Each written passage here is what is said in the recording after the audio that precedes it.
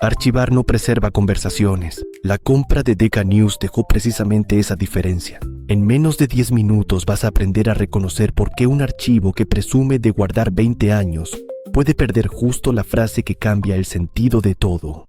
Ves una respuesta de 1994. Alguien corrige un dato. Cita una idea a medias y termina con «Eso ya quedó explicado». Pero el mensaje original no está. ¿Qué decía exactamente la pieza ausente? Nadie puede asegurarlo. El mito cómodo es que Internet recuerda para siempre. La realidad es más inquietante. Internet solo recuerda aquello que alguien capturó, conservó, migró y todavía permite encontrar. Primero hay que desmontar otro mito. Usenet no era una página web gigante con una base de datos central. Nacida antes de la web, era una red de servidores que intercambiaban mensajes llamados artículos. Cada servidor recibía copias, las reenviaba y decidía cuánto tiempo conservarlas. Era parecido a una cadena de bibliotecas que se mandan fotocopias, pero donde cada biblioteca vacía periódicamente sus estantes. Un artículo podía llegar a una universidad y no a otra. Una máquina podía estar desconectada.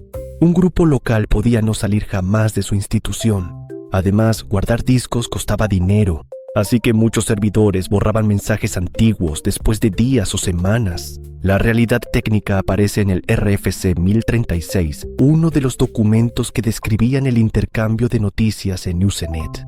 Cada artículo llevaba un Message ID único, y las respuestas podían incluir referencias a mensajes anteriores. Eso permitía reconstruir un hilo, pero no garantizaba que todas sus piezas sobrevivieran. Piensa en un collar. Las referencias indican qué cuenta iba antes, aunque la cuenta ya no exista.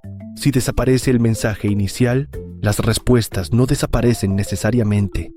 Quedan huérfanas. Por eso un archivo puede mostrar una conversación aparentemente completa y, al mismo tiempo, omitir el argumento que la inició. Aquí entra Decca News. Se lanzó en 1995 y convirtió un flujo efímero en algo revolucionario. Una colección acumulativa que cualquiera podía buscar desde la web. El mito dice que Decca hizo una copia total de Usenet. La realidad es que empezó a capturar en tiempo real una red que ya llevaba alrededor de 15 años hablando. Para el pasado dependía de colecciones ajenas. Cintas, discos y respaldos guardados por universidades, administradores y particulares. Si ningún servidor conservó una publicación de 1987, Decca no podía viajar atrás para recuperarla, y aún después de 1995 seguían existiendo fallos de propagación, grupos no recibidos y mensajes excluidos. Esa exclusión también importa. Decca respetaba la cabecera XNoArchive, Yes, creada para que un autor pidiera que su artículo no quedara en el archivo permanente. Había además mensajes de cancelación, descritos por el propio RFC, con los que un artículo podía retirarse de un servidor. El mito sería llamar fallo a toda ausencia. La realidad es que algunas lagunas expresan una decisión de privacidad, otras son accidentes técnicos y otras ya no pueden clasificarse. Desde el futuro vemos el mismo hueco, pero no su causa. Preservar memoria y respetar el deseo de desaparecer siempre estuvieron en tensión. Ahora llega el punto de inflexión. El 12 de febrero de 2001. Google anunció la compra del servicio de discusión de Decca.com. El comunicado oficial decía que recibía el archivo completo de Decca desde 1995, además del software, los dominios y otros activos. La cifra difundida en la prensa rondaba los 500 millones de mensajes. El mito empresarial sonaba perfecto.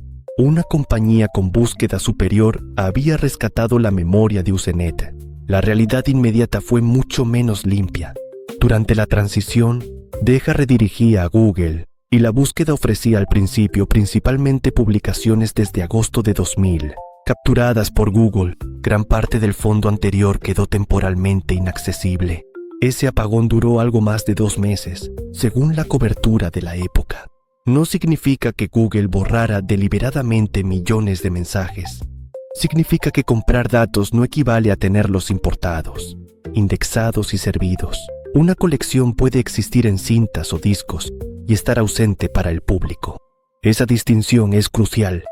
Almacenamiento no es acceso y acceso no es integridad. Mientras una sola empresa hacía la migración, Usuarios que habían confiado en Deja descubrieron que sus enlaces ya no resolvían. Faltaban artículos y algunos hilos parecían rotos. La memoria colectiva tenía dueño nuevo, pero no un plan público verificable artículo por artículo. En diciembre de 2001 llegó la aparente victoria. Google anunció Google Groups fuera de beta con 700 millones de publicaciones, más de 35.000 categorías y material desde mayo de 1981. Las colecciones anteriores a Deja habían llegado desde la propia comunidad de Usenet.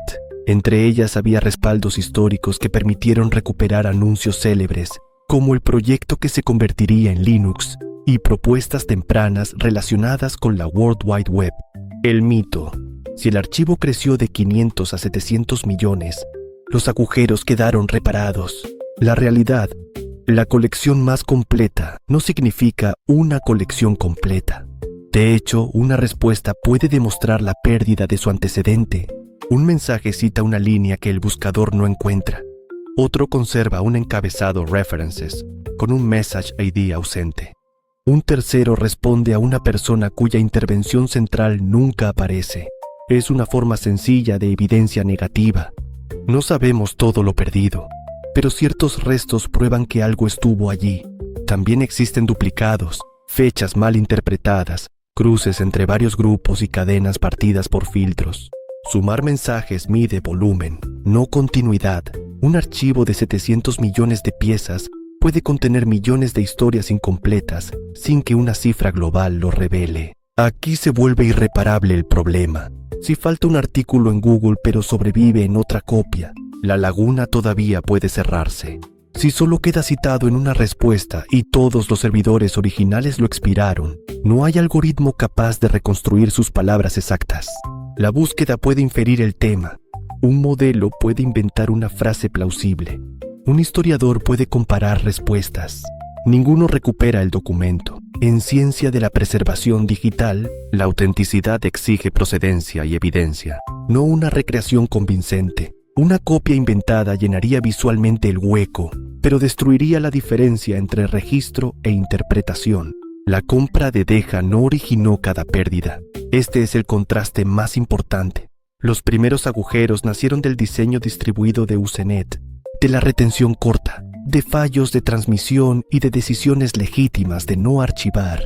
Lo que hizo la compra fue concentrar el acceso en un punto y revelar cuánto dependía la memoria pública de una infraestructura privada. También congeló una ilusión. Como Google permitía buscar una cantidad gigantesca, empezamos a confundir buscabilidad con conservación. Cuando una interfaz cambia, un índice falla o una función desaparece, los datos que quizás siguen almacenados se vuelven culturalmente invisibles. Y eso cambia cómo leemos el pasado digital. Usenet registra debates técnicos, bromas, comunidades de apoyo, conflictos y anuncios que después parecieron históricos. Pero su archivo no es una cámara que grabó todo. Es un mosaico armado con lo que sobrevivió. Si estudiamos una comunidad contando mensajes, una semana ausente puede parecer silencio. Si reconstruimos una polémica, la falta de una réplica puede hacer que una posición parezca incontestada. El agujero no solo elimina información, puede inclinar la historia que contamos con lo restante. La realidad final incomoda porque también habla de nosotros.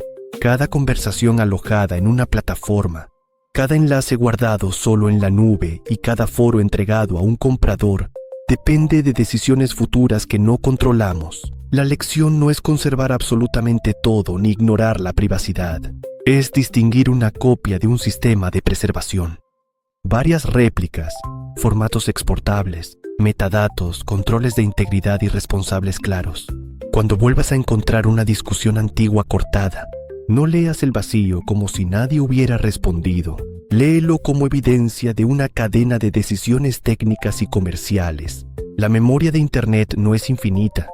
Es una tarea compartida. Y si no cuidamos sus piezas ahora, alguien en el futuro llegará a nuestra conversación exactamente en el punto donde dejamos de existir. Sígueme para más historias como esta.